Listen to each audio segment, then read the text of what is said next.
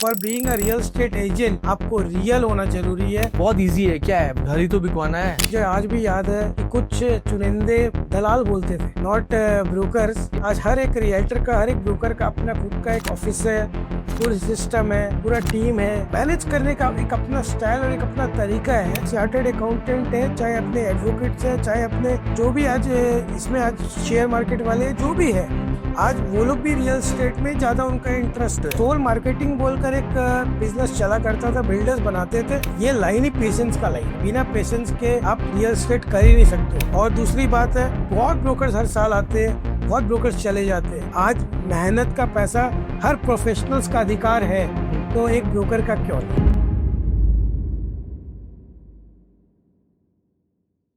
नमस्कार, मैं हूँ चेतन संजय पेड़ और आज हमारे साथ एक ऐसे पर्सनालिटी जुड़े हैं जिन्होंने रियल एस्टेट इंडस्ट्री में एक अच्छी पहचान बनाई। सिटी रियल्टर्स के डायरेक्टर और founding member of areas association of realtors advisory of Siliguri, mister Robin Mitruka. आज हम उनसे बात करेंगे रियल्टर्स की असली स्टोरी, उनके स्ट्रगल्स, उनके प्रॉब्लम्स और उनके लाइफ में कितनी चुनौती आई है, उन्होंने कैसे इस चुनौतियों का सामना किया है। इस विषय में हम बात करेंगे इस स्पेशल एपिसोड में हमारे चैनल संजय पेड़ा। तो आज मैं उनके साथ जुड़ा हूँ, मिस्टर रॉबिन मित्रुका जी, जो कि सिलीगुड़ी के एक ऐसे रियल्टर हैं जिन्होंने बहुत अपनी लाइफ में संघर्ष किए, बहुत चुनौतियों का सामना किया और आज इस मुकाम में बैठे हैं, जो कि सिटी रियल्टर्स बोल के एक बिजनेस चलाते हैं, जो कि रियल एस्टेट में डीलिंग करते हैं, फ्लैट्स और आप जो भी आप बोलिए, प्लॉट बोलिए, कमर्शियल प्रॉपर्टीज बोलिए। तो आज हम इनके साथ अनफिल्टर्ड टॉक करेंगे, अपनी स्ट्रगल, अपनी लाइफ स्टोरी और कैसे उन्होंने ये मुकाम हासिल किया और कितने जद्दोजहद कर कर ये अब इस मुकाम में पहुंचे हैं। तो नमस्कार रॉबिन मित्रुका जी, हमारे इस एपिसोड में। नमस्ते चेतन भाई। तो सर, आप ये बताइए सर कि आपको कैसा मतलब एक्सपीरियंस रहा इतने सालों में। देखिए, कोई भी काम को सक्सेस करने के लिए उसके पीछे हार्ड वर्क होता है। और डेफिनेटली आज जो भी रियल एस्टेट ब्रोकरिंग लाइन में बोलना चाहूँगा कि जो भी चेंज हुआ है उसमें हमने बहुत से अप्स एंड डाउन्स देखे हैं। और गर्व होता है कि आज कम से कम सिलीगुड़ी में एक प्रोफेशनली इस फील्ड को एक अच्छी तरीके से बनाकर इसमें बैठे रहना और इसको चलाना, क्योंकि ये एक पेशेंस की लाइन है। और मुझे लगता है कि आज हम जहाँ भी बैठे हैं, सिलीगुड़ी का प्यार है और सबका आशीर्वाद है कि हमारे इसको चला पा रहे हैं। ठीक, रॉबिन मित्रुका जी का नाम अगर कहीं पे भी लिया जाए तो सबसे पहले दिमाग में रियल्टर की पहचान आती है। ठीक है, रियल एस्टेट एजेंट जब हम 90s की बात करें या हम 2000s की बात करें या 2015 तक की सिनारियो की बात करें, तो वहाँ पे लोग रियल एस्टेट एजेंट को एक अलग नजरिया से देखते थे। मैं इस बात को डेफिनेटली एग्री करूँगा। हम्म। कारण क्या है कि जब मैं भी 2012 में जब एंट्री किया था, तो मुझे आज भी याद है कि कुछ चुनिंदे दलाल बोलते थे, हाँ जी। Not brokers, yes. दलाल बोलते थे। और जो लेवल में वो काम करते थे कि हर भाई जी के पास रेगुलर विजिट करना, फिर उनकी प्रॉपर्टी को जानना, उसी स्कूटर में जाना और उसको दिखाना करना, वो एक अलग इंडस्ट्री हुआ करती थी उस टाइम में। अलग मतलब वे से ट्रेड करते थे। बट आज के दिन में आज हर एक रियल्टर का, हर एक ब्रोकर का अपना खुद का एक ऑफिस है, हम्म। पूरी सिस्टम है, पूरा टीम है। हम्म। और एक मैनेज करने का एक अपना स्टाइल और एक अपना तरीका है। जिस तरह से आज दलाल से ब्रोकर बने, ब्रोकर से रियल्टर बने, तो ये कहीं ना कहीं अपने आप में दर्शाता है कि ये इंडस्ट्री अपने आप में एक चेंज हो रही है। हाँ जी। मैं ये पूछना चाहूंगा कि देखिए, आपने तो इस फील्ड में शुरुआत की, तो मैं अपने दर्शकों को ये जानवाना चाहता हूँ कि आपने जर्नी कैसे स्टार्ट की सर। देखिए, एक बहुत मतलब बोलते हैं ना, स्ट्रेंज स्टोरी मैं बोलना चाहूँगा कि आज हम लोग एक्चुअल में बेसिकली अगर बात करें तो मेरे फादर्स जो थे वो चाय इंडस्ट्री में थे, टी इंडस्ट्री में थे। उसके बाद हमने एक बेवरेजेस लाइन में भी अपना एक फील्ड, अभी भी हमारा छोटा भाई है वो कर रहा है। और मेरा जो जर्नी हुआ था, ये क्या है कि हमारे खुद की कुछ प्रॉपर्टीज़ थी। हम लोग चाहते थे कि वो हम लोग बेचकर उसमें और आगे इन्वेस्टमेंट्स करें, जो चीज़ करें। तो हम लोग दिखाते दिखाते मतलब आज ऐसे एक्सपीरियंस हो गए ना कि हमें लगा कि ये लाइन क्या है कि एक आया था मेरे लाइफ में भी, एक ऐसी टाइम आई थी कि जहाँ मैं दरकार थी कि कुछ नया काम या एक्सपेंशन की दरकार थी। तो मुझे लगा कि एक इंडस्ट्री को हम लोग एक प्रोफेशन के रूप में भी देख सकते हैं सिलीगुड़ी में। तो 2012, 13, 14 हम लोग ने स्ट्रगल किया। हमने देखा इस इंडस्ट्री के बारे में, समझा इस इंडस्ट्री के बारे में। ये नहीं है कि हमने एक बार में इसमें जंप कर दिया। और उसके बाद में जब समझ में आया तो हमने इसको एक एसोसिएशन का रूप भी दिया। और इस इंडस्ट्री को बहुत गहराई से मैंने इसको देखा है। लास्ट अगर 10 साल की बात करें तो बहुत गहराई से इस चीज़ को समझा है। आज मार्केट को समझा है। आज अगर मैं बात करूँ पैन इंडिया में किस तरह से working style of real estate industry या ब्रोकरिंग लाइन की बात करें तो बहुत तरीक़ा से मतलब इसको समझने में टाइम लगा मुझे। बट आज मुझे लगता है कि अभी भी मैं सीख रहा हूँ। और भी मुझे लगता है कि ये जिस तरह से लोग रियल एस्टेट सेक्टर के प्रति मतलब ज़्यादा आकर्षित हो रहे हैं, मुझे लगता है कि आने वाले समय में देखिए ये एक इंडस्ट्री अपने आप में एक ना एक नया रूप ले चुकी है और भी इसमें चेंजेस अपने को देखने को मिलेगा। तो मुझे लग रहा है कि अभी जैसे बहुत सारे प्रोफेशनल्स जो है, चाहे चार्टर्ड अकाउंटेंट है, चाहे अपने एडवोकेट्स है, चाहे अपने जो भी आज इसमें आज शेयर मार्केट वाले जो भी है, आज वो लोग भी रियल एस्टेट में ज़्यादा उनका इंटरेस्ट है। क्योंकि वो लोग भी समझ रहे हैं कि आज अगर जिसने भी आज अगर हम लोग बात करें 10 साल 15 साल पहले जिन्होंने आज लैंड बैंक ले रखा है या कोई प्रॉपर्टी ले रखी है, आज एप्रिसिएशन अगर आया है तो उसी में आया है और उसी से लोगों ने कमाया भी। मैं अपने दर्शकों को एक बात फिर से बता दूं कि रियल एस्टेट को एक शेप देने की अगर बात किया जाए ना तो रॉबिन मित्रुका का नाम सिलीगुड़ी में हर कोने कोने में रॉबिन मित्रुका जी को ही बोला जाता है, क्योंकि उन्होंने एक एसोसिएशन भी बनाया है, association of real estate advisory of Siliguri. ठीक है, तो वो ऑर्गेनाइजेशन बनाया, उसके पीछे एक विजन भी था। तो मैं जानना चाहूंगा उस ऑर्गेनाइजेशन का विजन क्या है। देखिए मेरा अकेला का एसोसिएशन नहीं था, ये एक टीम वर्क था। मैं सब जितने भी उस टाइम फाउंडर मेंबर्स थे, हम सभी ने मिलकर इसको बनाया है। और association of real estate advisers Siliguri बनाने का मेन मोटो यही था हमारा कि इसको हम लोग प्रोफेशनल वे में देखें, प्रोफेशनली इस प्रोफेशन को देखें, इसको हम लोग समझे और एक यूनाइटेडली मार्केट में काम करें।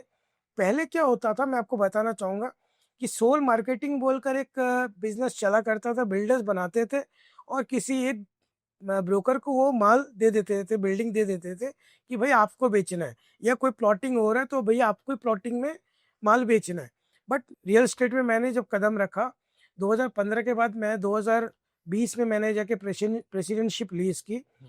मुझे तब तक ये फील हुआ कि 2019 तक भी लोग सोल मार्केटिंग पर पूरा विश्वास कर रहे थे। इसमें क्या हो रहा था, एक बंदा कमाई कर रहा था और बाकी बैठकर देख रहे थे। बट मैंने इस चीज़ को समझा, मुझे लगा कि सोल मार्केटिंग बंद होना चाहिए। मैंने इस पर पूरा फोकस किया। मेरे खुद के ब्रदर स्वास्थ्य में काम बिजनेस है उनका, स्वास्थ्य रिलेटी, वो भी आज सोल मार्केटिंग लेकर काम करते थे। मैंने उस टाइम उनको भी रिक्वेस्ट किया कि आप इसको बंद करो, क्योंकि मेरा एक ही सोच था कि अगर लड्डू फूटेगा सब में बटेगा और सब ब्रोकर जितने भी सिलीगुड़ी में ब्रोकर्स भाई है सबको काम मिलना चाहिए, सबको इस इंडस्ट्री की समझ होनी चाहिए। आज हमारे एनएआर इंडिया से हमने इसको जोड़ा। आज एनएआर इंडिया जोड़ने के बाद में एक चीज़ और समझ में हमें आया कि ये एक समुद्र है जिसमें आपको अगर तैरना सीखना है या तैरना है तो आपको मार्केट की समझ होनी जरूरी है। और मार्केट की समझ आपके पास तभी हो सकती है जब आप मार्केट के बारे में जानेंगे। तो उसके बाद में हमने इसको नेशनल वाइज में मैंने 2021 में एक प्रोग्राम किया जो कि पिक कोविड चल रहा था, और मे फेयर में हमने इस इवेंट को ऑर्गेनाइज किया जहां हमने पूरे हिंदुस्तान को सिलीगुड़ी में बुलाया। एनएआर के जितने पदाधिकारी हैं उनको सिलीगुड़ी में बुलाए हम लोग। आज जितने बिल्डर्स थे उस टाइम सिलीगुड़ी में उनको हमने उस इवेंट में बुलाया। सिलीगुड़ी के लिए वो एक अनोखा इवेंट था जिसको ऑर्गेनाइज करने में मुझे भी लगता है कि हम भी कभी सोच नहीं सकते थे। दैट वाज, मैं बोलूँगा मेरे लिए तो एक यू टर्न जो बोलते हैं ना, वो यू टर्न था, turning point of my life था, जिसमें बिल्डर्स और ब्रोकर जब बाहर वाले जो आए ना, उनको एक सिलीगुड़ी की आइडेंटिटी उस मैप में मिला कि आज सिलीगुड़ी बोलकर भी एक बंगाल में एक शहर है जहाँ पर रियल एस्टेट का काम इस लेवल में काम चल रहा है और नए नए कंपनीज ब्रांड्स को भी उसके बारे में जानकारी मिले। आज आप देखिएगा, मैं एकदम चैलेंज के साथ बोल सकता हूँ 2020 के पहले कितने ब्रांड्स थे और 2020 के बाद कितने ब्रांड्स हैं। आप खुद इस चीज़ को महसूस कर लीजिएगा, क्योंकि हमने उस चीज़ को मतलब यहाँ से समझा है कि ब्रांड्स आना इतना इजी नहीं है। आज एक ब्रांड हमेशा बोलता है कि हम पैन इंडिया काम करते हैं, बट ईस्ट ही एक ऐसा पार्ट था जहाँ पर जितने भी ब्रांड्स हैं उनका एक इंटरेस्ट लेवल नहीं था। उनका नॉर्थ, साउथ, सेंट्रल या आपका वेस्ट में इंटरेस्ट था, क्योंकि वो पूरे इंडिया को कहीं ना कहीं एक, अगर हम लोग बात करें इकोनॉमिकली तो बहुत स्ट्रांग है ये तीनों साइड। अगर ईस्ट में आते हैं तो उनको ऐसा लगता है कि पिछड़ा पिछड़ा जगह आ जगह आ गए। गए। तो अभी मुझे बहुत खुशी होती है कभी कभी कि आज ईस्ट को बहुत वाइटल की तरीके से देखा जा रहा है, और ईस्ट में आज जो भी पैन इंडिया कंपनीज है वो ईस्ट में भी फोकस कर रही है, और ईस्ट में अपना ब्रांड्स को लेकर एक प्रेजेंस दिखाने की बात है। और यहाँ पर आपको एक चीज़ और बता दूं कि आने वाले 5 सालों में जो लास्ट काम हुआ है, मुझे नहीं लगता 2020 के पहले उस लेवल में काम हो रहा था। नहीं। और सर मैं आपसे पूछना चाहूंगा कि कभी कोई ऐसा फेज आया आपके लाइफ में कि आपको मन किया कि ये लाइन छोड़ देते हैं? देखिए, बहुत अच्छा क्वेश्चन आपने किया चेतन भाई। देखिए, ये लाइन ही पेशेंस का लाइन है। जिसके अंदर अगर पेशेंस नहीं है वो रियल स्टेट में कभी भी सस्टेन नहीं कर पाएगा। कारण क्या है कि आज इस लाइन में देखिए, बिजनेस हो रहा है तो हो रहा है, और नहीं हो रहा है तो आपको हो सकता है 6 महीना बैठना भी पड़ जाए। बट लोग इस चीज़ को वैल्यू नहीं देते हैं। लोग इस चीज़ को मान्यता नहीं देते हैं कि अरे भाई वो तो आया, दिखाया, किया और अपना पैसा लेके चला गया या कमीशन बन गया। बट आप समझो मेरी बात को। सुबह हम लोग भी उठते हैं, आज सब काम करने के बाद ऑफिस आते हैं। ऑफिस में हमारा 4 4 टीम मेंबर्स रहता है। उसके बाद उनको एक सैलरी रहता है, ऑफिस का रेंट है, इलेक्ट्रिसिटी है, मोबाइल बिल है, घर खर्चा है। तो क्या हम लोग खाली इस लेवल में तो काम नहीं कर रहे? बट मुझे लगता है कि इस लेवल में अगर आपको आना है तो आपको पहले तो मार्केट की समझ होनी ज़रूरी है। पेशेंस बहुत बड़ा, मैं बोलूँगा, एक वाइटल चीज़ है जो आपके अंदर होनी ज़रूरी है। बिना पेशेंस के आप रियल एस्टेट कर ही नहीं सकते हो। और दूसरी बात है, for being a real estate agent आपको रियल होना ज़रूरी है, क्योंकि आप किसी का करोड़ों का जो इन्वेस्टमेंट है वो एक जवान पर आप कहीं लगवा रहे हो या कहीं इन्वेस्ट करवा रहे हो। तो वो एक ट्रस्ट होना ज़रूरी है। जरूरी है। विश्वास के ऊपर ही आप काम कर सकते हो, नहीं तो आप शायद, मुझे नहीं लगता, काम कर सकते हो इस फील्ड में। एक लॉन्गेविटी जो इसको बोलते हैं ना, बहुत ब्रोकर्स हर साल आते हैं, बहुत ब्रोकर्स चले जाते हैं, क्योंकि अपने आप को ब्रोकर बोलना तो बहुत ईजी होता है, बट उसको सस्टेन करना बहुत डिफिकल्ट होता है। तो मुझे लगता है कि ये इंडस्ट्री में पेशेंस आप रखो, और आप अपने काम के साथ ईमानदारी रखो, तो आपको, मुझे लगता है कि काम में कभी भी कोई चीज़ में कमी नहीं आएगी। सर जैसे कि मेरे भी बहुत फ्रेंड लोग हैं जो ब्रोकर का काम करते हैं, ठीक है, जो रियल एस्टेट में है। तो जैसे हम लोग का सोसाइटी में ना एक मतलब फैला हुआ ऐसा बात है कि बहुत इजी है, क्या है, घर ही तो बिकवाना है, कमीशन मिल जाएगा। ठीक है, कमीशन मिल जाएगा और उसका काम ही क्या है, वो तो बस घर दिखाया, बिल्डिंग फाइनल हुआ, कमीशन।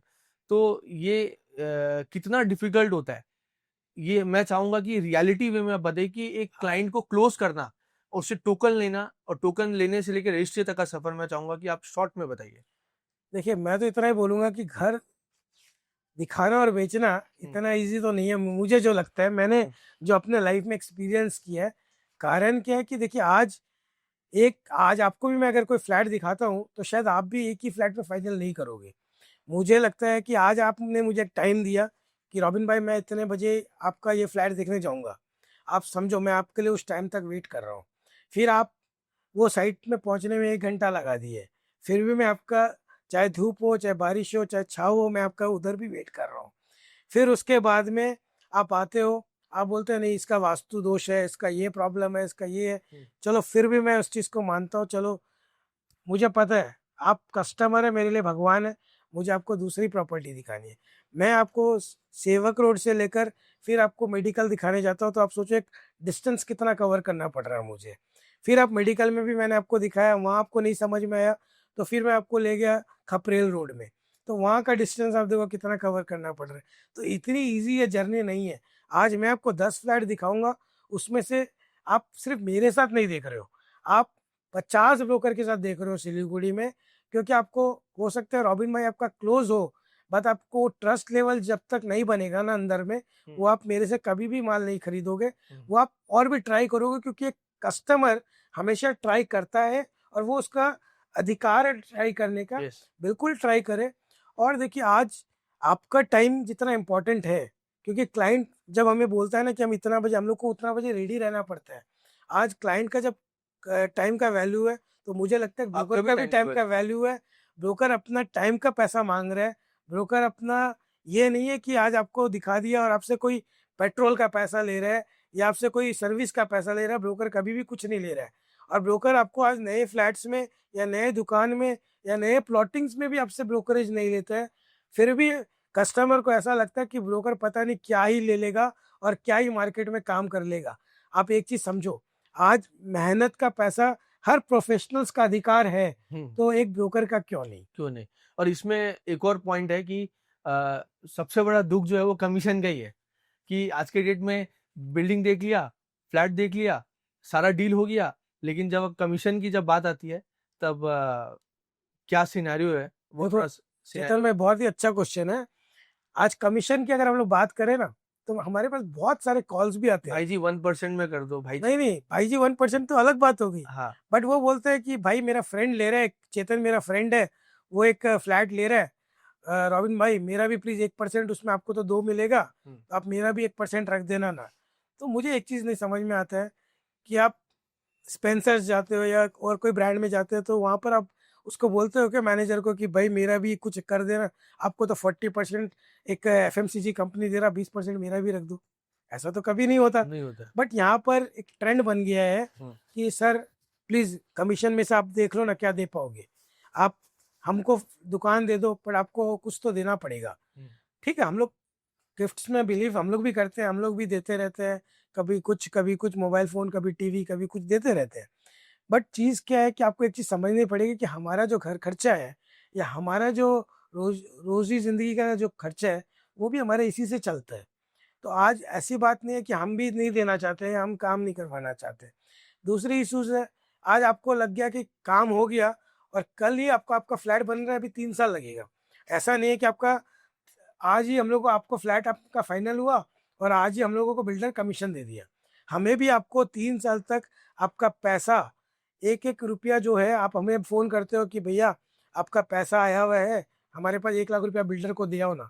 हमको पानी हो, तूफ़ान हो, बारिश हो, धूप हो, हमको आपके पास आना है। आपसे वो 1 लाख रुपया लेना, फिर बिल्डर के पास जाना है, डायरी में रिसीव करवाना है या चेक पेमेंट देना है और आपको वो लाकर वापस देना है। आप एक चीज़ सोचो, 3 साल का वो सर्विस पीरियड रहता है, जब हमको 3 साल वो सर्विस देना पड़ता है। उसके बाद जाके बिल्डर को लगता है कि चलो अब तो टाइम पूरा हो गया। फिर भी सोचो, अगर बिल्डर के पास 1 करोड़ रुपया आ गया और 1 करोड़ 17 लाख का फ्लैट है, तो बिल्डर बोलेगा नहीं अभी भी 17 लाख बाकी है रॉबिन, आने दे उसके बाद कर लेगा हिसाब। तो आप ये सोचो कि 3 साल तक हमें भी वेट करवाता है बिल्डर। 3 साल तक हमें भी उस चीज़ को झेलना पड़ता है। आज इतना ईज़ी नहीं है कि आज आज आपका काम हो गया, कल ही आप पैसा ले जाओ। बट येस, मैं एक बात और डेफ़िनेटली बोलना चाहूँगा, यहाँ पर कुछ कंपनीज़ है, आज नाम भी मैं बोलना चाहूँगा उसमें, कोई मैं झिझकूँगा नहीं। उसमें मनोकामना डेवलपर्स है, पीआरएम है, द्वारिका है, अंबुजा है, इस तरह की बहुत अच्छी-अच्छी ब्रांड्स है, यूनिलीव है। तो उन लोग यहाँ पर ब्रोकरेज में कोई इश्यूज़ नहीं होता उनके साथ में, और हम लोग काम कर रहे हैं। आजकल 20% में भी उन लोग कुछ-कुछ हेल्प करते हैं, क्योंकि उनको भी समझ में आने लगा है कि आज इनका घर भी तो हमारे भरोसे ही चल रहा है। आज अगर मेरे टीम में मैं बात करूँ, अगर मेरे टीम का किसी का फैमिली में कोई प्रॉब्लम हो जाएगा, तो मुझे ही तो मेरे टीम की फैमिली को चलाना है। अगर वो मुझसे 5,000 रुपए एडवांस माँग रहा है, ये थोड़ी है कि कल के दिन वो भाग जाएगा।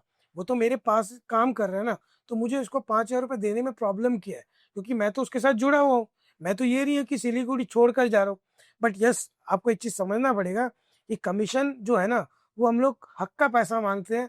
अगर मैं बोलता हूँ कि नहीं, हम लोग नए फ्लैट्स में भी आपसे ले रहे हैं, मैं तो एक चीज़ बहुत अच्छा बोलना चाहूँगा कि इसको भी हमने थोड़ा-सा इंडस्ट्री में पहले सब लेते भी थे। ऐसा कोई रूल बुक नहीं है कि आप दोनों साइड से ले नहीं सकते हो। बट हमने इस ट्रेंड को थोड़ा-सा 2020 के बाद चेंज किया कि नहीं, हम लोग नए फ्लैट्स में जब हमें बिल्डर दे देता है, और देखिए एक, आज आप एक क्लाइंट हो और आप जब इन्वेस्ट कर रहे हो ना, तो आपको भी लगता है कि अरे मेरा 2 रुपया बच जाए ना, तो मेरे लिए भी ईज़ी हो जाएगा। तो हम लोग क्या करते हैं, क्लाइंट के ऊपर वो 2 रुपए का चाप नहीं देते हैं। आप नया फ्लैट ले रहे हो, तो हमें तो बिल्डर से मिल जाएगा, तो आपको देने का क्या दरकार है? आप उस पैसा से ईएमआई भरो ना सर। हम लोग भी नहीं चाहते कि क्लाइंट के ऊपर वो बॉदरेशन, वो चाप आए कि उनको कहीं टेंशन हो कि भाई 2 रुपया हमको एक्स्ट्रा रॉबिन को देना पड़ रहा है, वो दरकार नहीं है। क्योंकि हमें बिल्डर दे रहे हैं उतना और हमारा घर चलता है। हमें बालाजी श्याम बाबा की कृपा से हमें जितना चाहिए हमें बाबा देता, तो हमें क्या दरकार है किसी के सामने इतना हाथ फैलाने का। जितना भूख है उतना ही खाना चाहिए, मुझे तो यही फील होता है। ज़्यादा वो बोलते हैं ना, ज़्यादा खाने जितनी की चादर कोशिश है उतना ही पैर बिल्कुल। पसारिए। अरे क्या दरकार है कि आपको मतलब एक क्लाइंट को डिफरेंस लेने का, एक क्लाइंट के साथ आप डिफरेंस मनी में काम, बहुत लोग करते हैं सिलीगुड़ी में। मुझे नहीं समझ में आता, मैं नहीं करता हूँ, मैं तो ओपन बोल देता हूँ भाई ये प्राइस है। मैं स्पीकर में बात कर देता हूँ क्लाइंट्स के सामने में कि सर ये कहानी है, ये चीज़ है। मुझे जब 2% में मेरा घर चल रहा है, मेरा परिवार चल रहा है, मेरा ऑफिस चल रहा है, मुझे क्या दरकार है डिफरेंस करने में। मैं इस चीज़ के खिलाफ था और अभी भी खिलाफ हूँ कि अगर आपको करना है, मैं उसके लिए भी एक बात और बोलना चाहूँगा। आपके पास पैसा है, आप प्रॉपर्टी खरीद के बेच दो ना, ट्रेडिंग करो ना, कोई मना थोड़ी कर रहा है आपको। अगर आपके पास पैसा, आप ट्रेडिंग करो। ट्रेडिंग तो हर इंसान चाहता है, ट्रेडिंग तो हर इंसान करता है, तो उसमें गुनाह क्या है? अगर वैसा है तो वैसा आप करो, बट डिफरेंस मनी मत करो। हम्म। सर और एक सवाल है सर आपसे कि जैसे सोसाइटी में रियल्टर्स की क्या इमेज है और उसमें क्या सुधार होना चाहिए मुझे लग 2026 के आधार पे बताइए। देखिए, आज जैसे एडवोकेट का अपना प्रोफेशन है, सीए का अपना प्रोफेशन है, डॉक्टर का अपना प्रोफेशन है, वैसे ही मुझे लगता है आज हम लोग भी W B RERA registered brokers है। पहली बात, डब्ल्यू बी रेरा क्या है? West Bengal real estate regulatory act, जो इसके अंदर हमें भी एक अगर कंपनी को रजिस्टर्ड करते हैं तो हमें 2 लाख 2.5 लाख की फीस देनी पड़ती है। और अगर हम इंडिविजुअल एज अ ब्रोकर उसमें रजिस्टर्ड करते हैं तो हमें 25,000 रुपये की फीस देनी पड़ती है। और आपको आज हम लोग जैसे एनईआर इंडिया के साथ एसोसिएटेड है, एरियाज के साथ एसोसिएटेड है, आईजीपीसी के साथ एसोसिएटेड है, फिकी के साथ एसोसिएट, हम लोग जितने भी एसोसिएशंस के साथ एसोसिएटेड है, वो रियल एस्टेट इंडस्ट्री में, चाहे इंडियन चैम्बर ऑफ कॉमर्स के साथ, हम लोग उस चीज़ में सीख रहे हैं, हम लोग उस चीज़ में पेमेंट करते हैं। आज एक चीज़ समझो आप, रजिस्टर्ड ब्रोकर्स होने का मतलब, या रियल एस्टेट कमिटी या कम्युनिटी के साथ आप जब काम कर रहे हो ना, आप एक चीज़ समझो, आप प्रोफेशनल हो रहे हो धीरे धीरे। तो आपको आज अगर आप एमबीए भी कर रहे हो तो 2 साल का ट्रेनिंग का आपका फीस लगता है ना।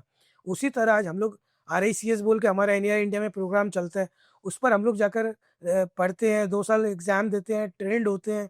आज हम लोग और अदर एसोसिएशंस के जो मेंबर्स बनते हैं, वहाँ भी हमारा seminars, workshops, training, education session सब कुछ चलता रहता है। आज ये नहीं है कि हम लोग यहाँ बैठकर खाली हवा में बात कर रहे हैं। आज अगर इस फील्ड में मुझे, अगर कोई भागवत का वक्ता होता है ना, तो उसको भी वहाँ बैठने से पहले उसको पूरी नॉलेज होनी पड़ती है उस भागवत के बारे में, तभी उस चीज़ को वो समझा पाते हैं। आज हम लोग इतने वेल ट्रेंड है, मुझे लगता है कि हम लोग अभी भी सीख रहे हैं, मुझे लग रहा है, बट मुझे इतना विश्वास है कि हम लोग किसी का पैसा डुबा तो नहीं सकते। आज किसी को अगर सही गाइडेंस नहीं दे तो गलत भी नहीं देंगे। और अगर आज किसी का हार्ड एंड मनी को यूज़ करवा रहे हैं, तो as a real estate agent या real estate advisor and consultant ही उसको हम लोग काम करवा रहे हैं। बिकॉज आज मुझे लगता है कि रियल एस्टेट एजेंट या कंसल्टेंट प्रॉपर जो होगा ना, वो रियल रहेगा। रियल और वो एक रियल एस्टेट प्रोफेशन को अपना, मैंने बाहर भी लिखा रखा है, if I am if I am real, I am a realtor, और real estate is my profession. मैंने बाहर भी लिखा रखा है और मुझे गर्व होता है कि मैं आज अपने आप को दलाल बोलूँ, ब्रोकर बोलूँ, या रियल एस्टेट एजेंट बोलूँ आज के टाइम में। It's my profession. आज जो मुझे रोटी खिला रहा है, जो धंधा आज जिससे मैं बढ़ रहा हूँ, जिससे मैं काम करके सीख रहा हूँ, आज मुझे गर्व होता है कि मैं आज इस प्रोफेशन में एक प्राउडली इस ब्रोकर एसोसिएशन का मैंने प्रेसिडेंटशिप भी निभाया है। मैंने एनएआर इंडिया में भी बहुत हाई लेवल में मैंने इस जोन डायरेक्टर के हिसाब से भी काम किया। तो मुझे लगता है कि मैं गर्व के साथ कह सकता हूँ कि मैं एक रियल एस्टेट एडवाइजर हूँ या कंसल्टेंट हूँ। Yes sir. आप तो पहले तो इंडिविजुअली करते थे काम, ठीक है, जब सिटी रियल्टर्स का आपका नींव नहीं रखा गया था, तो अभी नींव रखने के पीछे माने आपका क्या विजन है? पहली बात है, सिटी रियल्टर्स जो है ना, वो मैंने एक चीज बता दिया। और एक बात, जब आप चेतन भाई आपने बोला रियल्टर वर्ड जो बोला ना, रियल्टर वर्ड वही लिख सकता है जो कि इंटरनेशनली रियल्ट जो एनएआर यूएस के साथ सर्टिफाइड हो। नहीं तो realtor word is a copyrighted word. आज सब रियल्टर रियल्टर रियल्टर लिख रहे हैं, बट मैं बोल सकता हूँ कि आई am a proud realtor, because मैं एनईआर यूएस के साथ सर्टिफाइड रियल्टर हूँ। मैंने उसका सर्टिफिकेशन लिया है, कोर्स मैंने किया उसकी है। मेंबरशिप लिया है, तो मैं रियल्टर लिख सकता हूँ। मैंने सिटी में, मैं चाहता था प्रोफेशनल रियल्टर हो, बोल के मैंने इसका नाम रखा था 2012 में सिटी रियल्टर्स। तो इसीलिए मैं बोल सकता हूँ कि रियल्टर जो वर्ड है, वो बिल्कुल आज जो भी लिखते हैं किसी दिन अगर आप पकड़ में आ गए तो वो प्रॉब्लम है, बट सिटी रियल्टर्स जो है we are the certified of the NAR US 2। Siliguri की जो रियल एस्टेट माने सेक्टर है, वो पिछले 5 साल में आप कहाँ देखना चाह रहे हो उसको? मुझे लगता है कि आज not only in Siliguri but all over pan India में जो डेवलपमेंट रियल स्टेट में हुआ है, आज real estate is the second largest industry in the world. और रियल स्टेट जिस लेवल में काम किया है, रियल स्टेट में जिस लेवल में डेवलपमेंट हो रहा है, आप किसी भी शहर में चले जाओ चेतन भाई, मैं आपको गारंटी दे सकता हूँ, अहमदाबाद, सूरत, बॉम्बे, कैलकाटा, वेस्ट बंगाल या आप चेन्नई साइड में कहीं भी चले जाओ, आज जिस हिसाब से वेयर हाउसेस का डिमांड बढ़े, जिस हिसाब से लैंड्स का डिमांड बढ़े, जिस हिसाब से कमर्शियल्स का डिमांड बढ़े, जिस हिसाब से फ्लैट्स का डिमांड बढ़े, आपको क्या लगता है आज वर्क फ्रॉम होम होने के बाद में, कोविड जब आया था उसके बाद में आप देखो लोग घर से काम करना शुरू कर दिए। आज जब उनका टिकट साइज था, छोटा फ्लैट्स में रहते थे, आज उन्होंने उनका एक माइंडसेट होगा कि एक रूम तो हमारा ऑफिस भी होना चाहिए घर के अंदर ही। तो मुझे लगता है कि रियल एस्टेट जो चीज़ है, जो इंडस्ट्री है, बहुत ग्रो कर रहा है। और आने वाले 2 साल से थोड़ा मंदा है रियल एस्टेट, बट मुझे लगता है कि आने वाले और 2 साल के बाद में रियल एस्टेट अभी धीरे धीरे बढ़ने लगा है और मुझे लगता है ग्रो करेगा, क्योंकि जिस तरह से पैसा शेयर मार्केट, कमोडिटी, मेटल्स या अदर सोर्सेस से जो आता है, वो कहीं ना कहीं रियल एस्टेट इंफ्रास्ट्रक्चर में यूज हो रहा है। और आज आप एक चीज देखिएगा, बैंक्स हो, चाहे सेंट्रल गवर्नमेंट हो, चाहे स्टेट गवर्नमेंट हो, उनका एक ही फोकस है। आज जितना रजिस्ट्री से रेवेन्यू कलेक्शन है, क्या और किसी सेगमेंट से कलेक्शन है? दिन भर में हजारों रजिस्टर। आज बैंक्स में जितने लोन्स रियल स्टेट में है, वो क्या और दूसरे सेगमेंट्स में सोना या चांदी के लिए लोन लेते हैं लोग? नहीं। और कोई सेक्टर ऐसा मुझे आप बता दीजिए जिसमें लोन्स का या जिसमें पैसे की दरकार होती है? ऐसा कोई भी नहीं है। रेवेन्यू जो है सबसे हाई जनरेशन आपका रियल स्टेट में है। अगर आपका आज आप बिल्डिंग रॉ मटेरियल्स की बात कर लीजिए चेतन भाई, सीमेंट, ईटा, रॉड, बालू, बजरी, आज सब कुछ में रियल स्टेट ही है जो इस मैन्युफैक्चरिंग रॉ मटेरियल, चाहे आप इंटीरियर्स का भी अगर मैं बात करूं, तो आज अगर प्लाईवुड है, चाहे लेमिनेट है, चाहे वीनियर है, वो जब तक घर नहीं बनेगा, जब तक फ्लैट नहीं बनेगा, जब तक ऑफिस नहीं बनेगा, तब तक वो कहाँ यूज होगा? हार्डवेयर आइटम्स भी रियल स्टेट के ऊपर है। तो आप एक चीज मान लो माइंड में कि real estate is the biggest potential industry, जहां आपको एक डेफिनेट ग्रोथ आने वाले टाइम में देखने को मिलेगा। और अपने आज भी देख रहे हैं और आने वाले टाइम में भी रियल स्टेट कभी कम नहीं होगा। क्योंकि आप एक चीज देखो, बॉम्बे जैसी शहर में जहां पर झोपड़पट्टी थी, आज उसको हटाकर आज एक बड़े बड़े प्रोजेक्ट्स आ रहे हैं। तो आज सिलीगुड़ी है या अदर सिटीज जो भी है इंडिया में, दिल्ली या बॉम्बे या कलकत्ता, छोटे छोटे, आज कलकत्ता को ही देख लो, जहाँ स्लम एरियाज थे वहां पर आज देखिए बड़ी बड़ी 40-40 तल्ला के बिल्डिंग बन रहे हैं। तो आप एक चीज देखो ना कि रियल एस्टेट आज अपने दूर क्यों जाते हैं। Let's talk about Siliguri. आज अगर हम लोग सिटी सेंटर के अपोजिट में बात करें, तो एक स्लम एरिया टाइप की छोटी एक गांव टाइप की जगह थी, बट आप देखो चांदमुनी बागान बोलो, तो आज देखो ब्यूमॉन्ट देख लो, स्काईडेल देख लो, कितने बड़े बड़े प्रोजेक्ट्स वहां पर आ रहे हैं। तो एक चीज आप समझ, रोड मॉल भी खुल रहा है। तो आप एक चीज समझो, क्या फुलबाड़ी जैसी जगह में जहाँ लोग दुकानें आ गई, धीरे धीरे मुझे लगता है आने वाले वेयर हाउसेज आ गए, अफोर्डेबल हाउसिंग्स आ जाएंगे, हॉस्पिटल्स देखिए आप किस लेवल में ग्रो कर रहे हैं, टूरिज्म होटल्स देखिए किस लेवल। कल भी मैं एक पढ़ रहा था रात को, तो मुझे बहुत अच्छा है कि सिलीगुड़ी में 22 एकड़ में डागापुर टी स्टेट में मैं कल देख रहा था कि आईटीसी ने साइन अप किया है विथ बरेलियाज, और बहुत बड़ा एक उनका रिसोर्ट्स लेकर आ रहे हैं। तो मुझे लगता है कि आने वाले समय में टूरिज्म और रियल स्टेट और हॉस्पिटलिटी सब एक साथ ग्रो कर रहे हैं, जिसमें रियल स्टेट का एक अपना अहम भूमिका है। मैं आपसे पूछना चाहूंगा कि आप जो इन्वेस्टर्स हैं उनको क्या एक सजेशन देना चाहोगे? कमर्शियल प्रॉपर्टी खरीदनी चाहिए, प्लॉट खरीदना चाहिए, या फिर फ्लैट में इन्वेस्ट करना चाहिए? देखिए, कभी भी इन्वेस्टमेंट्स खराब नहीं होता है, चाहे वो प्लॉट हो, कमर्शियल हो, रेसिडेंशियल हो। मैं हमेशा बोलूँगा प्लॉट में जाना चाहिए, क्योंकि देखिए हम लोग बंगाली में हमेशा बोलते हैं माटी सब समय खाटी, और मट्टी जो है ना वो आपको कभी भी धोखा नहीं देगी। और आपको कभी भी अगर मट्टी बेचना है ना, तो आधी रात को मट्टी बिक जाता है। और देखिए कमर्शियल्स का जो रेंज सिलीगुड़ी मार्केट में आ गया करीबन 15,000 से लेकर 30,000 ग्राउंड फ्लोर में आज मिनिमम रेट आ गया है, और ऊपर फ्लोर्स में भी देख लीजिए आप। तो मुझे लगता है देखिए आज जिस हिसाब से एक हाई हाई जिसको बोलते हैं ना, पिक पीरियड बोलते हैं ना, अब मुझे लग रहा है अभी आज का टाइम का तो पिक पीरियड में आज जितने भी कमर्शियल प्रॉपर्टीज है वो चल रहे हैं। बट अभी भी अगर अपर फ्लोर्स में आप छोटे छोटे ऑफिस लेते हैं तो मुझे लगता है एक छोटा अच्छा इन्वेस्टमेंट है, जहाँ पर आप एक रेंट भी देते हो तो आपका रेंटल आराम से निकल सकता है। क्योंकि हाई स्ट्रीट में अगर आप 4 करोड़ की दुकान लेते हैं ना, तो उसमें रेंटल वो कारपेट अगर देखेंगे तो 2 लाख रुपया ही मिलेगा, क्योंकि 1000 स्क्वायर फीट या 1200 स्क्वायर फीट ही आपको 2000 में मिलने वाला है। तो मुझे लगता है छोटे छोटे कमर्शियल्स में इन्वेस्ट कीजिए, बढ़िया टाइम है। और रेसिडेंस के लिए अगर मैं बात करूँ तो जो रहने वाले एंड यूजर्स हैं उनके लिए आज सही टाइम है। ये सब बातें तो हो गई अभी रियल एस्टेट की, ब्रोकरी की, इन्वेस्टमेंट की। हमने सारे टॉपिक्स मोटा मोटी जो कवर करने थे सब कवर कर दिए। अब मैं आपके साथ एक गेम खेलूंगा, रैपिड फायर राउंड। हम लोग अंताक्षरी खेलते थे और हम लोग ने अंताक्षरी में भी रैपिड फायर खेला है। तो अब रियल्टर हिसाब से एक अंताक्षरी चल रही है आपके साथ। रैपिड फायर हम स्टार्ट करते हैं। आपको सिंगल वर्ड में जवाब देना है, कोई लंबा जवाब नहीं देना है। Real estate in 1 word. Be real to a good real estate property. Okay. सबसे टफेस्ट क्लाइंट। क्लाइंट सबसे टफेस्ट क्लाइंट का नाम नहीं लेना है, बस आप बताइए।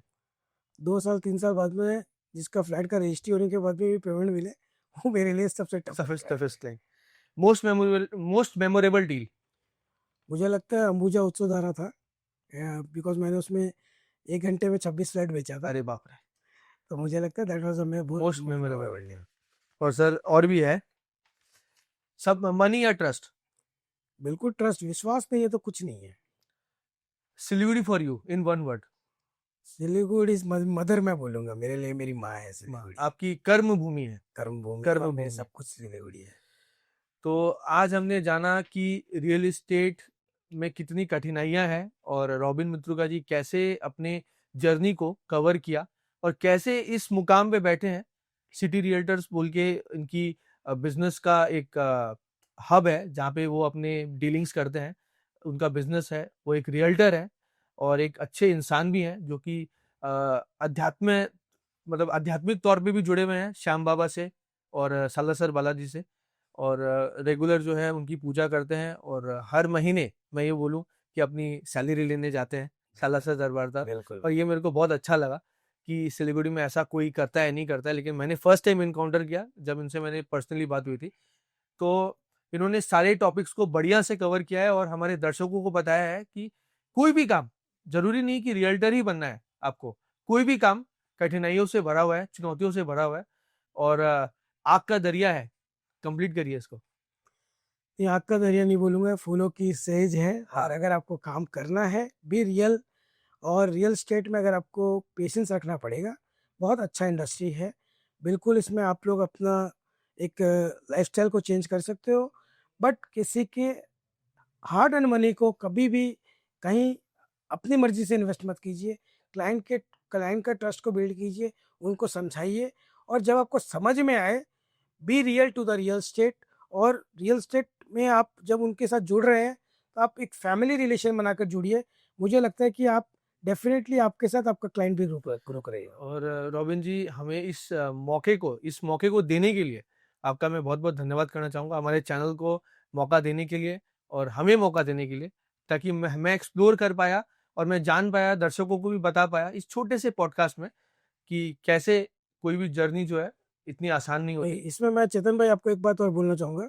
आपके फादर जो थे मिस्टर संजय पेड़ा, वो मेरे बहुत ही क्लोज थे, मेरे एल्डर थे, मेरे आदरणीय थे।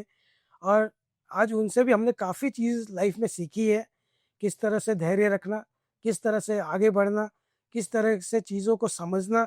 आज जब वो दैनिक जागरण में थे तब से मेरी उनके साथ एक बहुत क्लोज बॉन्डिंग थी। और संजय भैया नहीं बोलूँगा, मतलब मेरे फादर फिगर थे वो, हमेशा मेरे लिए, मेरे बड़े भाई मेरे लिए बहुत ही दिल के करीब थे। और उनका जो प्यार जो मिला, आज मुझे आपको भी देखकर कभी कभी संजय भैया की याद बिल्कुल आती है। और संजय भैया जैसे फिगर को मिस करना सिलीगुड़ी के लिए, देखिए आज एक बहुत बड़ी लॉस है सिलीगुड़ी सोसाइटी और कम्युनिटी के लिए। तो मैं चाहूँगा कि आपके ऊपर संजय भैया का आशीर्वाद है, उसी तरह हम लोग के ऊपर भी आशीर्वाद बना रहे। और हम लोग भी जिस तरह से वो हमेशा मुझे बोला करते थे कि रॉबिन करना, महू ना पीछे, तो वो एक स्ट्रेंथ जो है ना, वो संजय भैया का भी हमें बिल्कुल हमेशा मिलता था। आज जब जजोदिया मार्केट में मैंने फ्लैट्स बेचा था, चाहे टाउन हो, चाहे गार्डन हो, तो मुझे लगता है कि मैं संजय भैया से गाइड लेता था, हमेशा गाइडेंस लेता था कि संजय भैया कैसे, मतलब तू कर ना, मैं लोग बैठे हैं ना। तो वो एक प्यार जो सत्कार, और सिलीगुड़ी की भी पब्लिक ने या सिलीगुड़ी के वेल विशर्स ने मुझे जो प्यार दिया है, आज मैं अगर यहाँ 12-13 साल से जो भी बैठा हूँ, तो मुझे लगता है कि सिलीगुड़ी के हर एक इंसान का मेरे ऊपर हक है। आज उन लोगों ने जो मुझे इस फील्ड में बढ़ाया है, आज मुझे जो रेफरेंसेस मिलती है, मेरे पास दुबई से, इज़राइल से, ऑस्ट्रेलिया से, अमेरिका से, मतलब लोग क्लाइंट्स मेरे पास बेस है, बिकॉज़ मेरे रेफरल्स, मेरे जान पहचान वाले या मेरे जो मुझे रेफरल्स करते हैं ना, वो मुझे लगता है मेरे लिए आशीर्वाद है। मैं उन सभी को हाथ जोड़कर धन्यवाद देता हूँ कि उनका जो प्यार मुझे मिल रहा है, मैं चाहूँगा हमेशा वो प्यार मुझे मिलता रहे। बहुत बहुत धन्यवाद रॉबिन जी हमारे इस स्पेशल एपिसोड में जुड़ने के लिए। थैंक यू चेतन भाई, एंड आपके पूरी टीम को होली की बहुत बहुत बहुत शुभकामनाएं, और आने वाला साल और भी अच्छा जाए। इसी तरह हम रियल एस्टेट के ऊपर मैं चाहूँगा हम लोग आगे भी हम कार्यक्रम रेगुलर करेंगे, चर्चा करेंगे और रेगुलर जो जिससे है सिलीगुड़ी को जानकारी मिले और रियल चीज़, रियल नॉलेज जो है वो हर एक इन्वेस्टर्स के पास जाए। पहुंचे। बहुत बहुत धन्यवाद। नमस्कार। नमस्कार।